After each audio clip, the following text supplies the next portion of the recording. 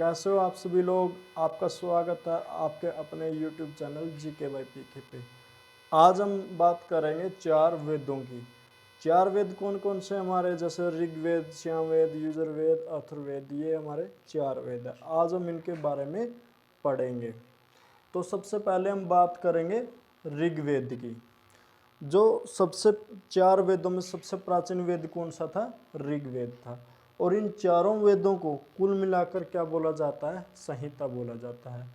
जो ऋग्वेद है, ऋग्वेद में 10 मंडल है, 1028 सूक्तियाँ हैं और 10,462 क्या है? रचनाएं हैं। जो ऋग्वेद है ये क्या है? रचनाओं का क्रमबद्ध ज्ञान को क्या बोलते हैं? ऋग्वेद बोलते हैं। और जो ऋषि ऋग्वेद का पाठ करता है या पढ़ाता है उस ऋषि को क्या बोला जाता है? होत्र बोला जाता है। क्या बोला जाता है? होत्र बोला जाता है।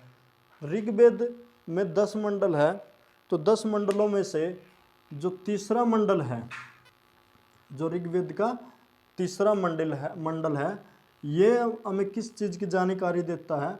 ये हमें गायत्री मंत्र की जानकारी देता है। किसके मंत्र की जानकारी देता है? गायत्री मंत्र की जानकारी देती है। और गायत्री मंत्र का जो निर्माण किसने किया था? विश्वामित्र ने किया था। लोगों को आर्य बनाने के लिए विश्वामित्र ने गायत्री मंत्र की रचना की थी। और जो गायत्री मंत्र है ये सावित्री या फिर सूर्यदेव को संबोधित करता है। हम आगे बात करें ऋग्वेद के 7वें मंडल की। ऋग्वेद के 7वें मंडल में 10 राग युद्ध, किस युद्ध? 10 राग युद्ध के बारे में जानकारी मिलती है। जो 10 राग युद्ध था ये किस नदी के किनारे पे लड़ा गया? ये रावी नदी के किनारे पे लड़ा गया। किस नदी पे?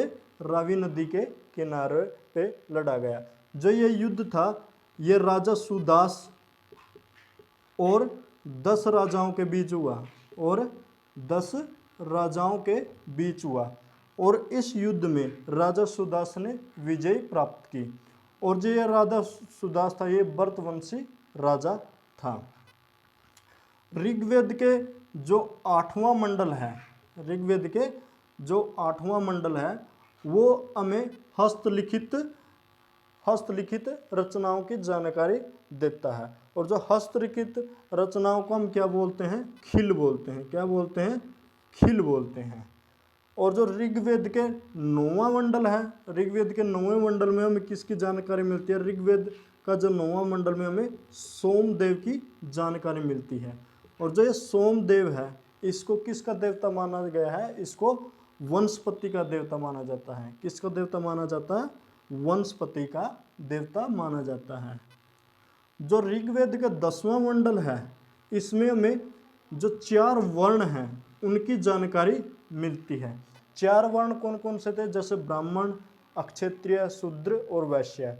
ऋग्वेद के 10वें मंडल यानी कि पुरुष संयुक्त में, पुरुष संयुक्त जो पुरुष संयुक्त था उसमें कहा गया है कि जो ये चारों वर्ण परम पुरुष ब्रह्मा से उत्पन्न हुए हैं। उसमें बताया गया है जैसे जो ब्राह्मण है वो ब्रह्मा के मुख से, अक्षत्रिय उसके बाजुओं से, शूद्र उसके पैरों से और वैश्य उसके जांग से उत्पन्न हुए हैं। ये सभी जानकारी हमें कौन सा ग्रंथ देता है?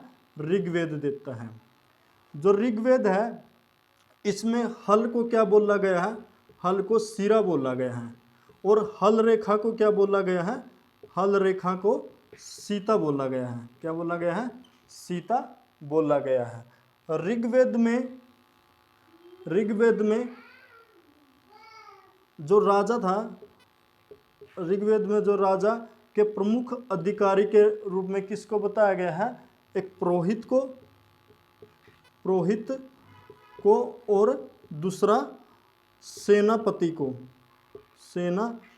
को राजा के प्रमुख अधिकारियों के बारे में बताया गया है। जो पुरोहित में वशिष्ठ को रूढ़िवादी और विश्वामित्र को उदारवादी पुरोहित के रूप में बताया गया है। ऋग्वेद में सबसे पवित्र नदी सरस्वती को बताया गया है। सरस्वती को सबसे पवित्र नदी माना गया है। सरस्वती को किस नाम से जाना जाता था? नदी तमा के नाम से जाना जाता था, नदी तमा के नाम से जाना जाता था। जो अपना ऋग्वेद है इसमें गंगा का 1 बार, यमुना का 3 बार और सबसे ज़्यादा सिंधु नदी का जिक्र मिलता है। ऋग्वेद में 250 रचनाएं इंद्रदेव के लिए और 200 रचनाएं अग्निदेव के लिए हैं। मतलब जो 250 रचनाएं किसके लिए है? इंद्रदेव के लिए, और 200 रचनाएं किसकी है? अग्निदेव के लिए बनाई गई है। जो ऋग्वेद है मुख्यतः में किसकी जानकारी देता था? आर्यों के राजनीतिक जीवन की जानकारी देता था। आगे हम बात करें यजुर्वेद की। यजुर्वेद है इसमें मुख्यतः किसके बारे में बताया गया है? इसमें हमें नियमों के बारे में बताया गया है। नियम के बारे में बताया गया। नियम कैसे?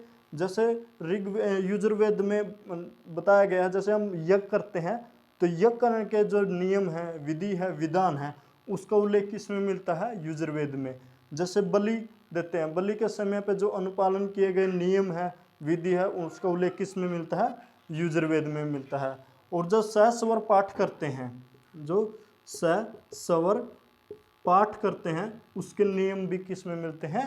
यजुर्वेद में मिलते हैं। यजुर्वेद एकमात्र ऐसा वेद है जो पद और गद दोनों में लिखा गया है। पद और गद मतलब दोनों में लिखा गया है। अब बात करते हैं श्याम वेद की। श्याम वेद में श्याम का अर्थ क्या होता है? श्याम का अर्थ होता है गान। मतलब कि इस श्याम वेद में हमें किसकी जानकारी मिलती है? मंत्रों की जानकारी मिलती है, यानी कि मंत्र के गानों की जानकारी मिलती है। जैसे यज्ञ होता है, यज्ञ के समय जो भी मंत्र गाए जाते हैं, बोले जाते हैं, उसकी जानकारी हमें किससे मिलती है? श्याम वेद से मिलती है। ये था श्याम वेद के।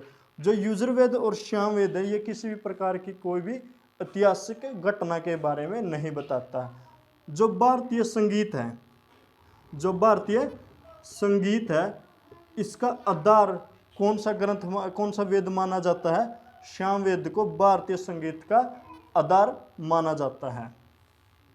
अब हम बात करते हैं अथर्ववेद की। ये सबसे नवीनतम वेद था और सबसे महत्वपूर्ण वेद था। ये इसलिए सबसे महत्वपूर्ण वेद था क्योंकि इसमें आम जनमानस के विचारों के बारे में और उसके अंधविश्वासों के बारे में बताया गया है।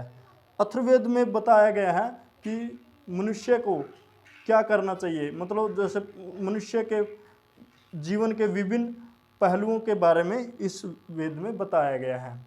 जैसे गृह निर्माण हो गया, राजा का चुनाव हो गया, मतलब मातृ देशभक्ति के बारे में बताया गया है। ये सभी इस वेद में मिलते हैं। अथर्ववेद में हमें जो वशीकरण है, श्राप है, मतलब जादू टोना है, इन सब की भी जानकारी हमें इसी वेद से मिलती है। जैसे रोग निवारण है, रोग निवारण की जानकारी भी हमें किससे मिलती है? अथर्ववेद से। जो भारत का आयुर्वेदा है, आयुर्वेदा भी अथर्ववेद का ही एक भाग है। अथर्ववेद में 731 मंत्र है और 1000 रचनाएं हैं। अथर्ववेद में बताया गया है, अथर्ववेद में राजा के जो सभा और समिति, सभा और समिति को प्रजापति की 2 पुत्रियों के रूप में दर्शाया गया है। सभा है ये वरिष्ठ नागरिकों का सदन है और समिति है ये आम जनमानस का प्रतिनिधि करती है। ये जानकारी हमें किससे मिलती है? अथर्ववेद से मिलती है। इन वेदों को सरल भाषा में समझने के लिए 6 वेदांगों की रचना की गई थी। हमारे पास 6 वेदांग है, 18 पुराण है और 108 उपनिषद है। जो 18 पुराणों में से 5 पुराण में राजनीतिक और सामाजिक जीवन के बारे में जानकारी देते हैं। जैसे मत्स्य पुराण, मत्स्य पुराण, विष्णु पुराण, वायु पुराण, ब्राह्मण पुराण और सतनाम पुराण। ये 5 पुराण में राजनीतिक और सामाजिक जीवन के बारे में जानकारी देते हैं। उपनिषद है उन ये कि इनकी संख्या कितनी है, 108 है। जैसे सत्यमेव जयते किस उपनिषद से लिया गया था, मार्तंडक के उपनिषद से लिया गया है। 6 वेदांगों में जैसे क्या है,